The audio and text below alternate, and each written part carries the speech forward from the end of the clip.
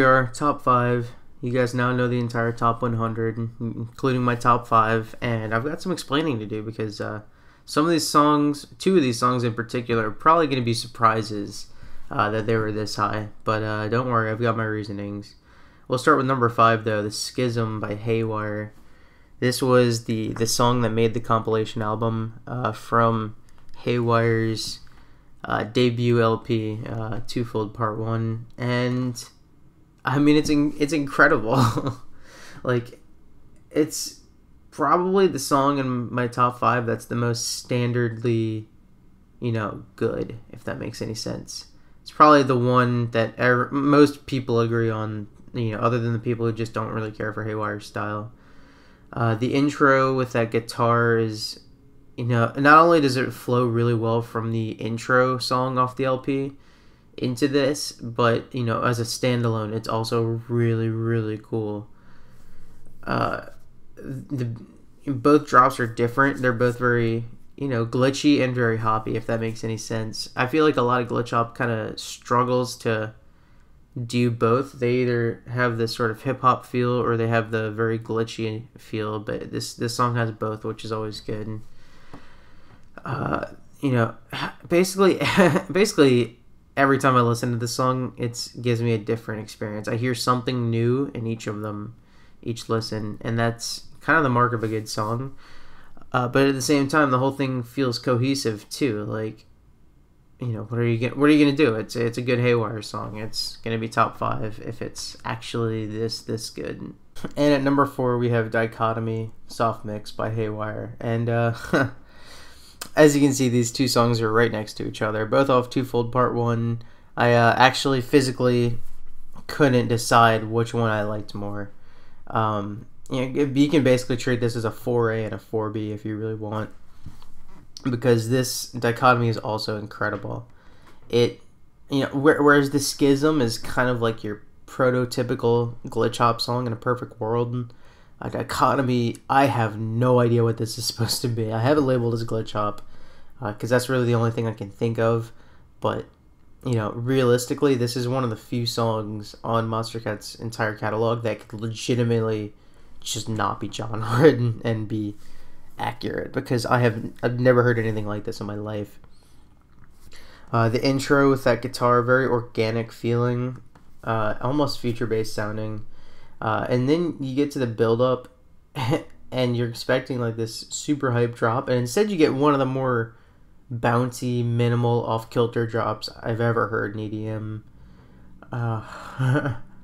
Just like, it's actually really, really fun to listen to. And then you get to the second drop, which is much harder, more in line with what you'd expect. And then you get to the third drop, and it's like chill with that pan flute. And once again, this is another song that I'm going to go into more detail about at some point in my channel. But for now, it's a song with a ton of variety, a ton of uniqueness, and really good sound design. It's probably the song that means the least to me out of the top 5, but that doesn't mean anything. It's still a technical wonder. At number 3 is Talisman by Lucid. I'm going to assume most people expected this to be in my top 100 somewhere, considering it was my number 1 on 28, at least in the redo of it. I'm going to assume that most people didn't expect it to be top 3 though, but I have my reasonings for this. So the first time I heard this, I was actually really underwhelmed, because I did like Clouds a lot when it first came out. Maybe not a lot. I liked it though. I thought it was really interesting, and Talisman came out and I felt like it was a very incomplete song. Great vocals from Racy Jones and Lionheart. Not so great drop is basically what I thought of it. And once I got around to ranking 28 for the first time, it was still, like, it had grown on me a little bit. It was in the middle of the ranking on a pretty weak album, but in the years since, it grew on me clearly enough to go up to number 1 on the album. And when I made this top 100, I had it in the 40s, and I just kept climbing it up. I kept saying, no, it's better than this song, it's better than this song. And as you can see, I did that about 40 times because now it's number 3. And this to me is like the archetypical imperfect perfect song, or perfectly imperfect song, because it's got its very clear flaws. Like, that drop is definitely not for everyone, especially that first one, the off kilter beat, and not beat, off kilter melody, I guess, with those vocal chops that, you know, aren't classically beautiful, like say a Ramsey's B or Feech vocal chop. But when you break it down, it's beautiful in a way. Like, and you know, I've had people telling me this about Eye of the Storm before, but I feel like it's even better done here. How you have, you know, the beautiful off drop with all these orchestral elements and, you know, all this beauty, and then you get to the drop and it's just like grimy and dirty and almost imperfect. And I love songs that contrast like this. One of my favorite songs in EDM of all time is like this. No spoilers. But this is just incredible. And then you get to the trap drop, and the trap drop is like emotional and awesome. And then it goes back into the house. It's just like, this is just a wonder to me. It's a wonder to me that Lucid thought this was a good idea.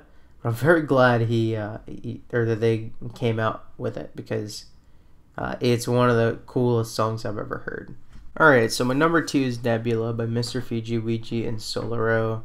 It's the highest collab on the list, because it's number 2 and number 1's not a collab, so that should be obvious. But it's a collab that you guys probably didn't expect to see this high. I'm just going to throw that out there now.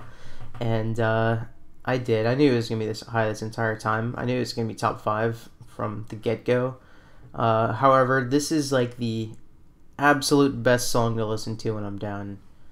And, you know, for that, I can't be any more appreciative of this song. Like, legitimately, I do not fool you guys when I say this. I had this at number 1 at, you know, when I first drew up the top 100.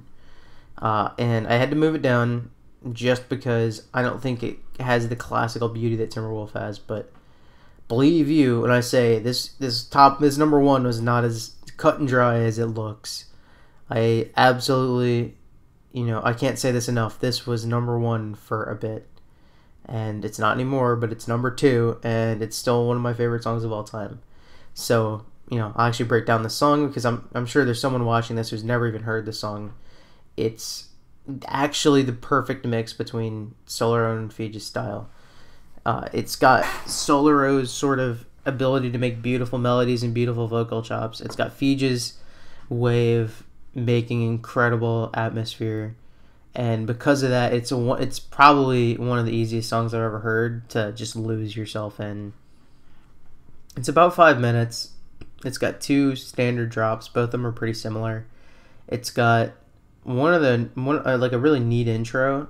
But what really gets me with this song is that midsection where you've got the vocal chops kind of isolated with that classic Fiji lead sound as well. You've got the piano. It's just like actually one of the nicest things I've heard in music ever. And, you know, I said it before, but it's really easy to lose yourself in. I don't know if I can ever do a proper breakdown of this song without doing it the justice I think it deserves, because this is one of those songs that I think is greater than the sum of its parts. And it's helped me through some dark times. That's the best I can say. It's just incredibly beautiful. And number 1 is Timberwolf. No surprise there, even though, you know, for me, I didn't have this at number 1, you know, when I first drew up the list.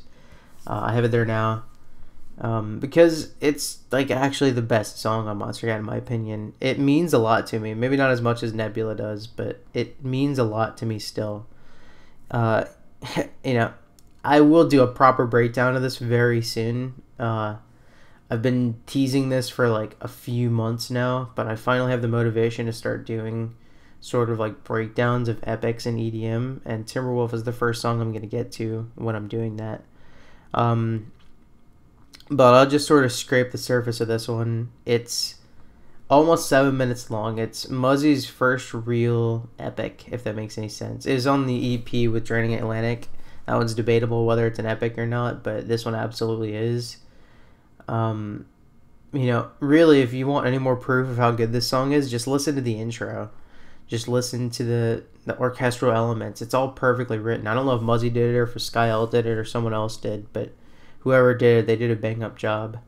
The next 3 or so minutes is just world building, and it makes it like one of the easiest songs to lose yourself in, like even more easy than Nebula, because it's just like a wave of just constantly stuff happening.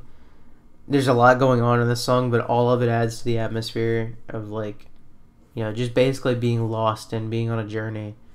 And then things kind of break down, and you get the hard drop. And the hard drop is also really good to listen to. It's a perfect payoff for what it is. It's got weird, unorthodox vocal chops, but they still sound really good. And then you get the outro, and the outro is, classically beautiful. Like, legitimately, this is one of the best songs I've ever heard.